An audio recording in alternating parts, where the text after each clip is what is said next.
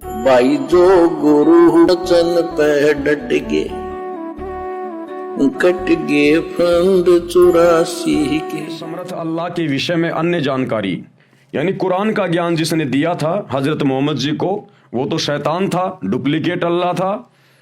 उससे ऊपर जो ओरिजिनल अल्लाह है, ओरिजिनल खुदा है, कबीर परमेश्वर, उन्होंने और क्या क्या जानकारियां उपलब्ध करवाई है। फजाइले अमाल मुसलमानों की एक विश्वसनीय पवित्र पुस्तक है जो हदीसों में से चुनी हुई हदीसों का प्रमाण लेकर बनाई गई है। हदीस मुसलमानों के लिए पवित्र कुरान के पश्चात दूसरे नंबर पर है। फजाइले अमाल में एक अध्याय फजाइले जिक्र है, उसकी आयत नंबर 1, 2, 3, 6 तथा 7 में कबीर अल्लाह की महिमा है। कबीर अल्लाह की, ओरिजिनल खुदा कबीर अल्लाह। विशेष विचार फजाइले अमाल मुसलमानों की एक विशेष पवित्र पुस्तक है जिसमें पूजा की विधि तथा पूर्ण परमात्मा कबीर साहिब का नाम विशेष रूप से वर्णित है कि अल्लाह कौन है और अल्लाह का नाम कबीर है। इस फजाइले अमाल पुस्तक में विशेष तौर पर बहुत सारी जगह वर्णन है।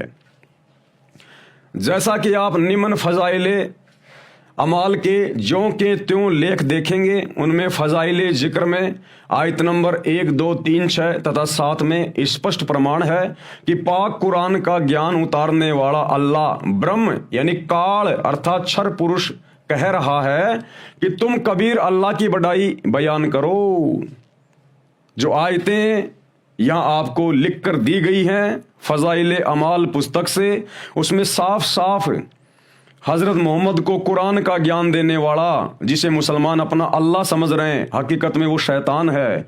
वो शैतान उस कबीर परमेश्वर की बड़ाई बयान करने के लिए कह रहा है, अपने से अन्य उस कबीर अल्लाह की बड़ाई बयान करने की बात कह रहा है। कह रहा है कि तुम कबीर अल्लाह की बड़ाई बयान करो। वह कबीर अल्लाह तमाम पोशीदा यानी छुपी हुई गुप्त बातें और जाहिर चीजों को जानने वाला है, और वह कबीर है और आलीशान रुतबे वाला है, यानी वो शहंशाह है, सारी सृष्टि का मालिक है, सबको रचने वाला है। शैतान को भी उसी ने पैदा किया, इस काल को भी। वो रुतबे वाला है, सम्राट है, शहंशाह है। जब फरिश्तों को कबीर अल्लाह की तरफ से कोई हुक्म होता है तो वे खौफ के मारे घबरा जाते हैं। फरिश्ते कौन? ये देवी देवता। यहां तक कि जब उनके दिलों से घबराहट दूर होती है तो एक दूसरे से पूछते हैं कि कबीर परवरदिगार का क्या हुक्म है। वह कबीर आलीशान मर्तबे वाला है। ये सब आदेश कबीर अल्लाह की तरफ से हैं जो बड़े आलीशान रुतबे वाला है। हजूर अकशद सल्लल्लाहु अलैहि वसल्लम हजरत मोहम्मद का इरशाद यानी कहना है कि कोई बंदा ऐसा नहीं है कि ला इलाहा है इल्लाह कहे, उसके लिए आसमानों के दरवाजे ना खुल जाएं। क्या कहा गया है? हजूर अकशद सल्लल्लाहु अलैहि वसल्लम यानी हजरत मोहम्मद, उनका कहना है कि ऐसा कोई बंदा नहीं कि जो ला इलाहा है इल्ला कहे, यानी अल्लाह के अलावा, उस कबीर परमेश्वर के अलावा दूसरा कोई पूजा के योग्य नहीं, इबादत के योग्य नहीं। जो ये बात कहता है उसके लिए जन्नत के दरवाजे खुल जाते हैं। जैसे आप और हम सभी सत्सेवक भाई बहन उस कबीर अल्लाह को पहचान चुके हैं जो धरती पर सतगुरु रामपाल जी के रूप में प्रकट हैं, और हम बार बार अपने भाई बहनों को भी संदेशा दे रहे हैं, दुनिया को भी संदेशा दे रहे हैं कि इस पूरी कायनात में, पूरी सृष्टि में एकमात्र पूजा के योग्य परमेश्वर भगवान अल्लाह सतगुरु रामपाल जी है। ये कबीर परमेश्वर है। तो मुसलमान धर्म में इस बात को क्या कहते हैं? ला इल्लाह इल्लाह, यानी अल्लाह के अलावा और कोई पूजा के योग्य नहीं है। तो कहते हैं इतना कहने मात्र से जन्नत के दरवाजे उस आत्मा के लिए खुल जाते हैं, सतलोक के दरवाजे उस आत्मा के लिए खुल जाते हैं। लेकिन मुसलमान धर्म के मानने वालों को इस बात का इल्म नहीं है कि ये शब्द उस समय काम करेंगे जन्नत के दरवाजे उस व्यक्ति के लिए, उस बंदे के लिए ये शब्द कहकर उस समय खुलेंगे जब वो वास्तव में सबसे पहले तो उस अल्लाह कबीर की पहचान कर ले कि ओरिजिनल अल्लाह कौन है और डुप्लीकेट अल्लाह कौन है, और उसके बाद अल्लाह कबीर उसकी शरण में आ जाए जो वर्तमान में धरती पर सतगुरु रामपाल जी के रूप में प्रकट हैं। और उसके बाद जब वो अपने गुरु की, अपने मुर्शिद की, अपने सतगुरु की महिमा करे और सबको सुनाए, जैसा कि हम सत्सेवक भाई बहन दिन रात उनकी महिमा करते हैं, गुणगान करते हैं कि सतगुरु के अलावा दूसरा कोई पूजा के योग्य नहीं है। उसके बाद जन्नत के दरवाजे खुलेंगे, शतलोक के दरवाजे खुलेंगे। केवल ला इलाहा इल्लाह कहने मात्र से आसमानों के दरवाजे नहीं खुलेंगे। यहां तक कि यह कलमा सीधा अरस तक पहुंचता है, यानी ये शब्द, ये वाणी सीधी आसमान के अंतिम छोर तक पहुंचती है, सतलोक तक, उस परमेश्वर के पास में, जो उस परमेश्वर की इस प्रकार से पतिव्रता पद पे रहकर, यानी एकेश्वरवाद, एक ईश्वर, एक अल्लाह, सच्चे कबीर की शरण में आकर जो इन शब्दों का उच्चारण करता, उनकी महिमा करता है। बशर्ते कि कबीरा गुनाहों से बचाता रहे। अब कबीरा गुनाहों से बचाएगा, कबीर का काम ही गुनाहों से बचाना है, परवरदिगार का काम ही गुनाहों से, पापों से बचाने का है। लेकिन वो बचाएगा उस समय जब हम उस कबीर की मुर्शिद रूप में पहचान करेंगे। अरे मुसलमान भाइयों, तुम्हें कबीरा कैसे बचाएगा? तुम्हें वो अल्लाह कैसे बचाएगा?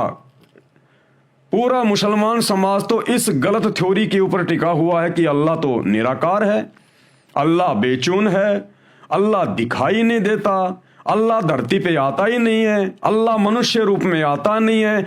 तो फिर तुम बचोगे कैसे जब तुम्हें यही नहीं पता कि अल्लाह कौन है, कहां है, कैसे मिलेगा? तो भला तुम फिर बचोगे कैसे? बचोगे उस समय जब पहले तुम अल्लाह को पहचानोगे जो संत रूप में आप और हमारे भारत देश की धरती पर प्रकट है। उसके बाद इनकी महिमा करो जैसे हम कर रहे हैं, इस अल्लाह कबीर की महिमा, सतगुरु रामपाल जी परमेश्वर की महिमा। दो कलमों का जिक्र है कि एक तो ला इलाहा अल्लाह, एक कलमा तो यह है ला इलाहा इल्लाह, यानी उस अल्लाह, उस सतगुरु रामपाल जी परमेश्वर, उस कबीर भगवान के अलावा दूसरा कोई पूजा के योग्य नहीं है। एक कलमा तो ये हो गया ला इलाहा इल्लाह। और दूसरा कलमा कौन सा है? अल्लाहु कबीर, अल्लाहु अकबर, अल्लाहु कबीर, जो कलमा हजरत मोहम्मद को दिया था इस कबीर परमेश्वर ने, सतगुरु रामपाल जी ने, जिंदा रूप में प्रकट होकर, मुर्शिद रूप में प्रकट होकर। तो दूसरा जो कलमा है उसका क्या नाम है? अल्लाहु अकबर, यानी अल्लाहु कबीर। यहां पर अल्लाह अकबर का भाव है भगवान कबीर, कबीर साहिब अर्थात कबीर देव। ये दो कलमे हैं। सबसे पहला कलमा ला इलाहा इल्लाह, यानी उस अल्लाह कबीर के अलावा दूसरा कोई पूजा के योग्य नहीं। जैसे वर्तमान में हम कह रहे हैं सतगुरु रामपाल जी के अलावा दूसरा धरती पे कोई परमात्मा नहीं, कोई पूजा के योग्य नहीं। और दूसरा कलमा क्या बताया है मुसलमान धर्म में? अल्लाहु अकबर, यानी अल्लाहु कबीर। अब भाइयों और बहनों, ये अल्लाहु कबीर यही तो सार शब्द है। अरे यही तो सार नाम है कबीर।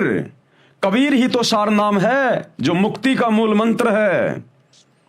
क्योंकि इस काल ने, इस शैतान ने, इसने श्री कृष्ण जी में प्रवेश करके महाभारत के युद्ध के दौरान गीता जी का ज्ञान दिया और कह दिया कि भैया ओम तत् सत इति निर्देश ब्रह्मणे त्रिविध समर्थ, कि उस पूर्ण परमात्मा की भक्ति का, उसका सुमरण करने का ये 3 नाम का मंत्र है, ओम तत् सत। और मुसलमान धर्म में कह दिया ऐन सीन काफ, यानी ये 3 मंत्र हैं उस अल्लाह कबीर की इबादत के। लेकिन ना ही तो ओम तत् सत को आज तक कोई आचार्य और शंकराचार्य समझ पाया कि उनके अंदर वो शब्द क्या हैं, उनका वास्तव में अर्थ क्या है।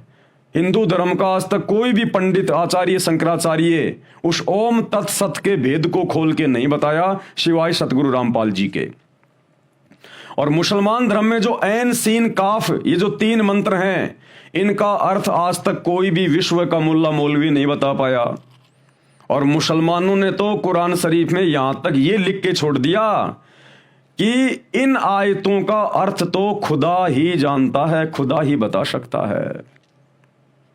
तो यहां पर जो 2 ये कलमे बताए जा रहे हैं, ला इलाहा इल्लल्लाह, यानी उस अल्लाह की भक्ति के अलावा और किसी की भक्ति नहीं करनी चाहिए। तो वो अल्लाह तो आज धरती पर सतगुरु रामपाल जी के रूप में प्रकट हैं, जिनके अलावा दूसरा कोई वर्तमान में पूज्य नहीं है, कोई परमेश्वर नहीं है। और दूसरा अल्लाहु अकबर यानी अल्लाहु कबीर, ये कलमा हजरत मोहम्मद को कबीर परमेश्वर ने दिया था जब उनको मिले थे। तो ये कबीर नाम क्या है? अब मुसलमान भाई भी मान रहे हैं कि अल्लाहु अकबर, अल्लाहु अकबर, इसका वास्तविक अर्थ है अल्लाहु कबीर, अल्लाहु कबीर। ये कबीर ही वास्तव में सार नाम है, मुक्ति का मंत्र है।